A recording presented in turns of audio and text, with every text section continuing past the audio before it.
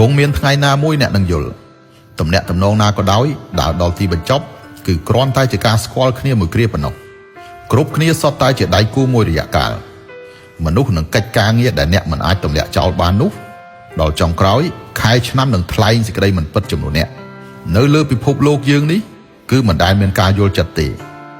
អ្នកអាចធ្លាក់ទឹកចិត្តក៏អាចត្អូញត្អែដែរថែមទាំងអាចដួលរលំទៀតផងប៉ុន្តែដាច់ខាតអ្នកត្រូវដឹងពីរបៀបព្យាបាលខ្លួនឯងពីព្រោះពេលអ្នកជាឡើងវិញមិនមែនជាជីវិតប៉ុន្តែគឺជាអ្នកខ្លួនឯងបើសិនជាចិត្តអ្នករឹងមាំគ្រប់គ្រាន់អ្នកណាក៏មិនអាចមានឥទ្ធិពលលើអារម្មណ៍អ្នកដែរពិភពលោកនេះមានការភ្ញាក់ផ្អើលជាច្រើនហើយក៏មានរបស់ជាច្រើនមិនស័ក្តិសមកាន់កាប់លើអារម្មណ៍អ្នកទាល់តែសោះជីវិតមនុស្សយើងរស់នៅឲ្យសុខសប្បាយខ្លួនឯងទៅបានហើយ